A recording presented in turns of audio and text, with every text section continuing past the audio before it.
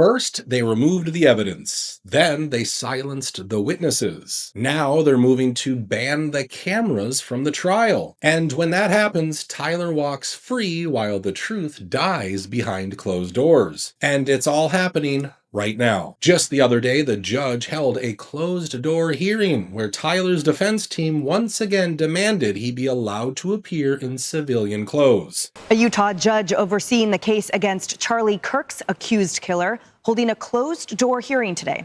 It's expected to deal with a request from the defense to allow the suspect Tyler Robinson to wear street clothes and be unshackled in court. At this point, there's no trust left in any of these institutions. People are demanding full transparency, cameras in every hearing, every motion, and every word on record. But instead of listening, they're doing the exact opposite. Behind the scenes, there's serious talk of removing cameras entirely, even from the trial itself. Robinson's defense team also hopes to keep the media at a distance, saying in a filing this: Mr. Robinson agrees with the sheriff that the court should limit media coverage or video and photographic coverage at the least, so defendant's physical appearance is no longer the subject of interest. And here's where things start to get really suspicious. It's not just Tyler's lawyers asking for this. It was actually the Utah County Sheriff's Office that stepped in and asked Judge Tony Graff to ban any more photography or video coverage from future hearings. That's why it just feels like a joint effort to keep the public from seeing what's really happening inside that courtroom. And honestly, if you've been following this case, this new request from the sheriff's office shouldn't shock you at all. These are the same people who've been giving us contradicting details from the very beginning. First, they released a document saying Tyler was arrested at 10 p.m. on September 11th. But then, in other records, they claim it happened at 4 a.m. on the 12th. So which is it? Because according to their own paperwork, he clearly was not arrested 33 hours after the shooting. Yet, when people like Cash Patel kept repeating that timeline, the sheriff's office stayed completely silent.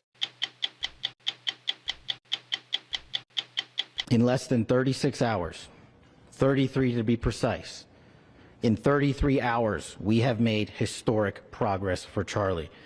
I think the process went pretty well, considering we got him in 33 hours. Yeah. We apprehended our suspect in 33 hours because we were transparent and open with the American public, and we're going to continue to do that. For 33 hours, I was praying that if this had to happen here, that it wouldn't be one of us. That somebody drove from another state, somebody came from another country. Sadly, that prayer was not answered the way I hoped for. And that number 33 just keeps popping up everywhere in this case. Take a look at Tyler Robinson's offense tracking number. It's printed on nearly every single document, and when you add up those digits, you once again get 33. Now, maybe that's just a coincidence. Or maybe it's a message, a quiet reminder of what really happened to Charlie. Either way, it tells you one thing. None of this is random. Now, let's get back to that courtroom hearing, because I want to explain why banning the cameras isn't just about privacy. It's the final move that guarantees Tyler walks free after a quiet little plea deal and a few months behind bars. Sounds unbelievable, right? Well, it's not. They've pulled this exact stunt many times before. Just look at what happened with Diddy. Sean Diddy Combs is found not guilty on the racketeering conspiracy charge in this federal case. We're coming back on the air because the judge has just sentenced Sean Diddy Combs to 4 years in prison. Sure, they said federal rules don't allow cameras in the courtroom, but if they really wanted transparency, they could have made an exception, especially after what they did with Epstein back in the mid-2000s. I'm sure you know how the prosecutors literally gave him a pass, even though they knew exactly what he'd done. And in both cases, the pattern is the same. Hide the evidence, discredit the victims, seal the files, and keep the public blind. And now they're doing it again. I mean, we still haven't seen most of the evidence in the Charlie Kirk case. Or any of it for that matter. His security team removed a ton of footage, including videos that could have shown what really happened that day. Here, I just heard them say the active shooter, Charlie Kirk, has been shot. Charlie Kirk got hit, is what the security detail just said.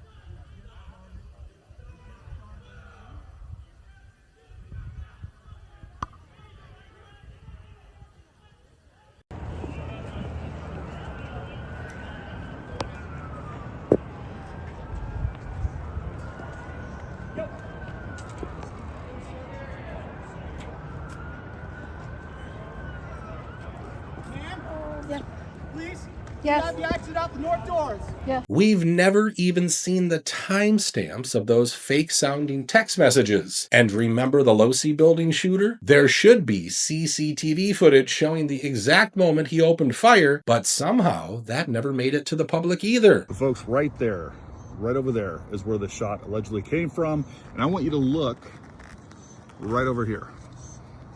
That surveillance camera right there on the edge of that roof, that's where we've already seen footage from. If there was a shot taken from there, it's going to be on that camera. The Utah authorities have it. The FBI has it. Then there's the gun holster, the one they found right there at the crime scene. Funny how we never heard a single word about that, right?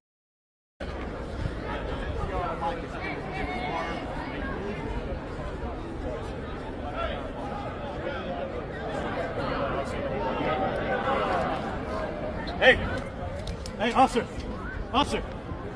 Can you mark that with your chief? I'm honestly surprised the officer didn't just grab it, because just moments earlier he was caught on camera holding the same microphone that Charlie was holding and talking out of before he was assassinated.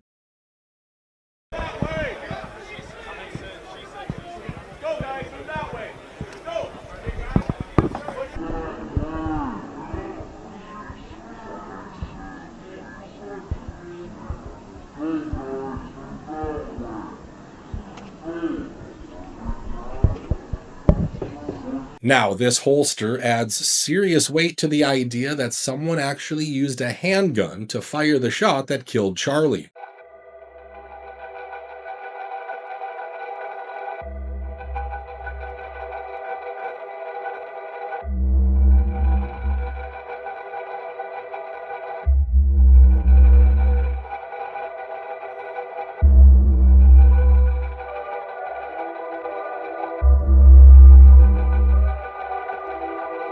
And it's not just about the evidence. We also will not hear the full testimonies of the witnesses who were silenced by the gag order. Don't forget, most of the people who tried to speak up have already had their footage wiped or removed online.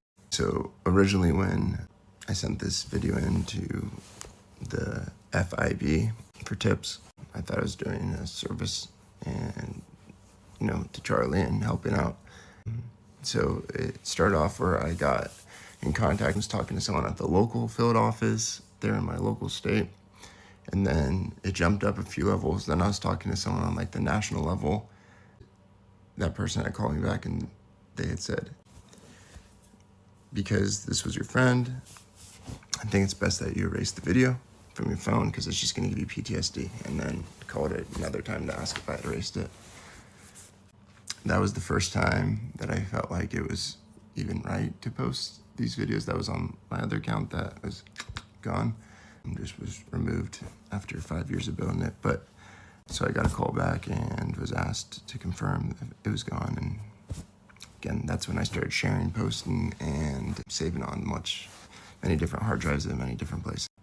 It's been crazy. It's been rough. And the few who still dared to talk, they vanished from the headlines overnight. And I don't know about you, but I really want to hear what Lance Twiggs has to say if he ever shows up in court. He is their most important witness, and for some reason, he also seems to be the one who was hanging out at UVU that day.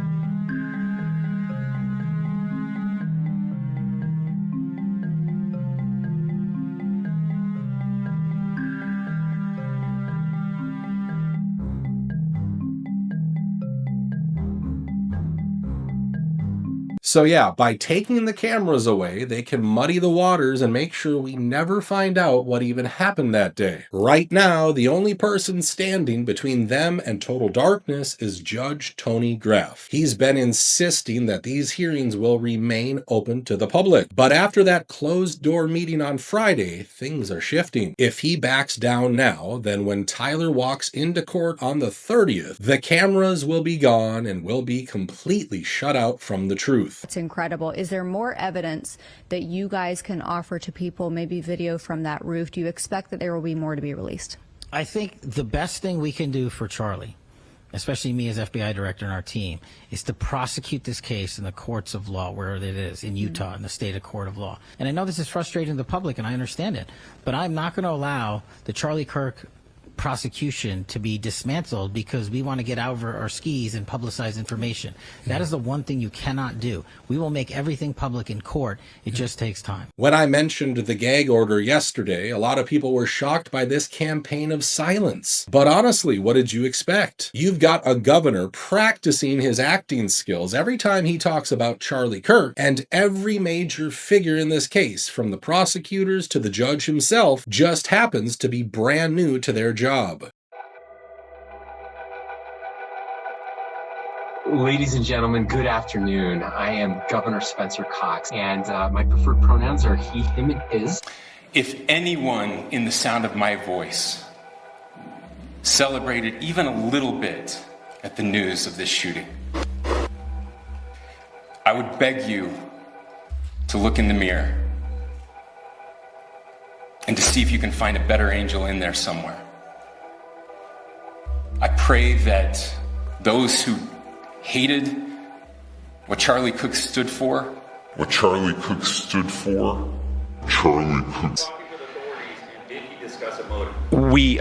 I can't answer that right now.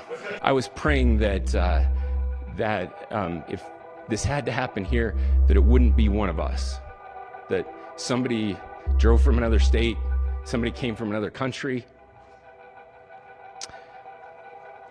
Sadly, that prayer was not answered the way I had hoped for. Yes. So when he's first spotted on campus, he has different clothing on, and then he changes clothing on the roof, and then changed back into that clothing at some point, so that when he was apprehended, when he was arrested, the clothing matched the clothing he had on before the shooting here at UVU. We mentioned that apparently it was kind of everybody's first day on the job, right? 9/10 was everybody's first day on the job. Mattel, I told you, cleaned house at the state borough. He then installs a person that has a long tenure in DC, Robert Bowles, a new CEO, and therefore a new lead surgeon, Andrew Zenger, over at the hospital, the regional hospital that Charlie was taken to, although that was not the nearest hospital from the university that is in the case, that is overseeing the case against Tyler Robinson, is Judge Tony F. Graff Jr. He was recently appointed to the 4th District Court in May. That the coroner in this case was also brand spanking new. That name has not yet been released. I am told that person is new. Meanwhile, Kash Patel quietly restructured the entire local FBI branch, and we're supposed to believe Governor Spencer Cox knows nothing? Please. He is clearly in on it, and that's why more and more people are starting to see the pattern that this trial isn't about justice anymore. It's about making sure the truth never sees daylight ever again.